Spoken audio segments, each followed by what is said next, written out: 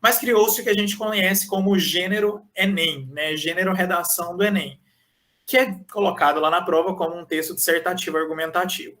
Então, para quem é professor de letras aí, tem que lembrar que a gente não pode reduzir, né, o gênero, principalmente o dissertativo, a essa questão como o Enem coloca.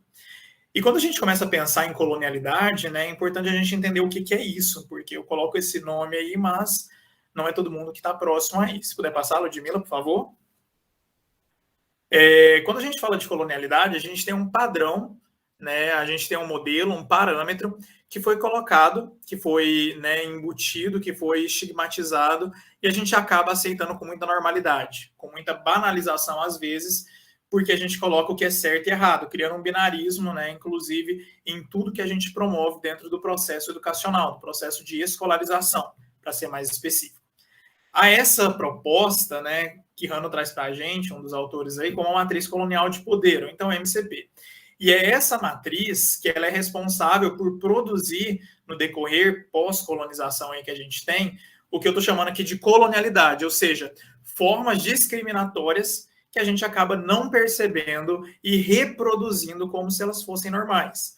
E quando eu trago isso, eu quero justamente que vocês percebam, né, junto comigo, que por mais que a gente fale, por exemplo, o professor Renato falou da questão do capital cultural, do cinema, ótimo, então a gente está discutindo cinema dentro de uma proposta de redação do Enem, maravilha, né? Estamos falando da importância do acesso democrático aos bens culturais.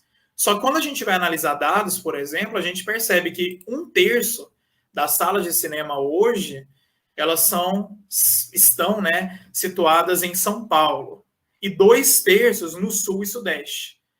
Então, quando a gente fala de colonialidade, a gente está falando, mas espera aí, como é que eu estou falando do bem cultural para aquele menino, para aquela menina que vai fazer uma prova, mas ele não tem acesso, sequer sabe o que é cinema? Então, como é que eu incluo esses corpos se eles não têm esse conhecimento, e esse conhecimento ele só é validado por um poder hegemônico? E quando eu falo poder hegemônico, querendo ou não, eu estou falando também de como essas políticas públicas, né, são colocadas ao final de todo esse processo, ou como elas são reproduzidas, né? Não todas, mas a gente tem que fazer essa crítica aí. E é por isso que essa matriz colonial de poder que eu falo aqui, né, ela criou toda essa verdade, ela propagou valores, propagou conhecimentos que, enraizados na proposta de modernidade, de coisa nova, ela foi trazendo aos poucos e ganhando espaço, instaurando aqui o que eu chamei de, né, o que a gente chama de colonialidade do saber, sempre, né, discutindo aí com esses autores, com Quijano, Miolo e outros autores aí, né, para a gente entender o que seria essa colonialidade do saber, então, e como é que ela está dentro dessa prova de redação do Enem. Ela, para começar, é um modelo de controle que vai, querendo ou não querendo, né, vai promover uma desvalorização de todo o conhecimento, e, consequentemente, ela vai apagar as identidades dos sujeitos por meio do conhecimento que ela instaura. Ou seja, eu só posso falar de democratização do cinema por meio ou através, né, vou usar esses dois termos aí, do que é estabelecido, ou seja, do que pode e do que não pode ser dito em uma prova. E aí me chamou muita atenção a prova desse ano, depois o Renato a gente pode discutir um pouco, porque por mais que fale de invisibilidade e registro civil, a gente não falou de nome social em momento nenhum nessa prova, em nenhum texto motivador a gente fala de registro enquanto nome social, que é uma das causas que a gente veio lutando ao longo desses últimos anos. Então, peraí, de quem que nós estamos falando? O texto 1 fala de mulheres, fala de pobres, fala de negros, mas são só esses que são invisibilizados? Até que ponto, né, a gente pode pensar dessa maneira? E por isso que a gente tem que fazer essa crítica, porque a colonialidade do saber, que aqui eu trago, ela vai justamente trazer esse apagamento dessas identidades. E quando uma prova que visa, né, colocar as pessoas de forma democrática no ensino superior público de qualidade, ela exclui essas pessoas, ela exclui corpos. Então, ela valida que um conhecimento é melhor que o outro. E o seu conhecimento, ele só pode ser validado se você falar dentro daquela matriz de referência. E essa matriz é o que a gente está aqui discutindo. Então, só há um conhecimento, só há uma forma de propor esse conhecimento. Os outros, eles existem, mas dentro dessa proposta, eles não existem pelo menos de maneira igual ao que deveria ser quando a gente pensa nesse conhecimento validado aí. Pode passar, Ludmila, por favor. Então, quando a gente fala, né, da prova de redação do Enem, ela acaba se tornando esse projeto também de colonialidade, porque ainda que avance na proposta, nas pautas sociais, na proposta temática, a gente tem outros critérios específicos que vão manter essa exclusão desses corpos, né? Vão manter a exclusão de pessoas que não estão dentro de um padrão, dentro da normalidade.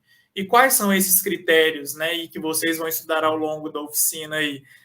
Primeiro, a questão da língua, né? A língua é totalmente colocada ali nos critérios de avaliação das competências como mote. Coloquei esse termo aí para que a pessoa saiba ou não escrever na norma padrão. Se você não sabe, você é no mínimo mediano, como a própria matriz de referência do Enem fala.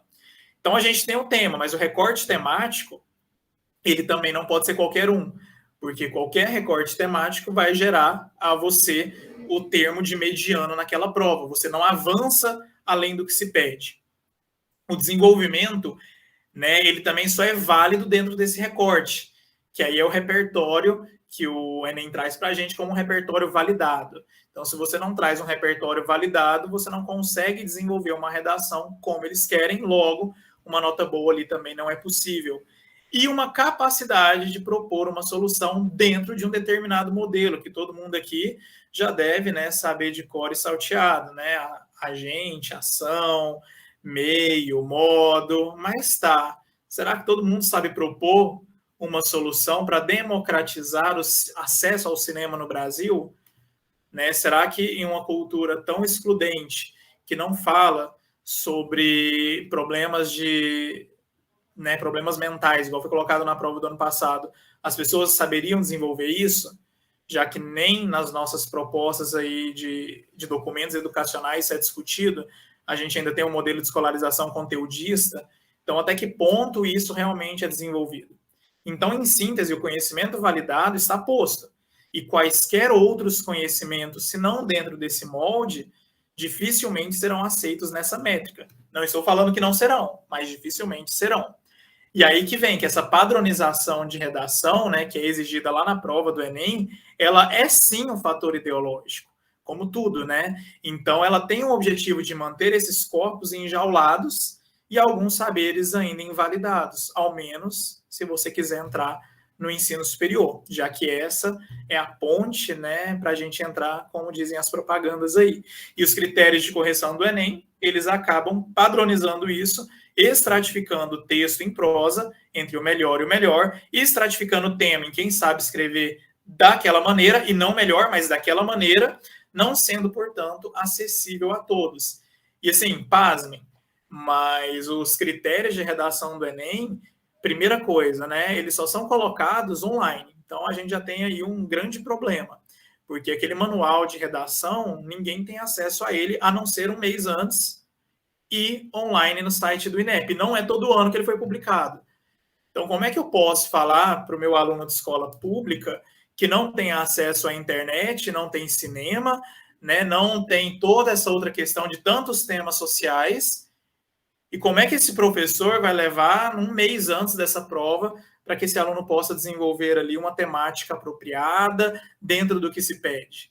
Então, se a gente for analisar o processo, ele é em prol da exclusão desses corpos. Não são todos os corpos que deveriam, né, entrar dentro do ensino superior público.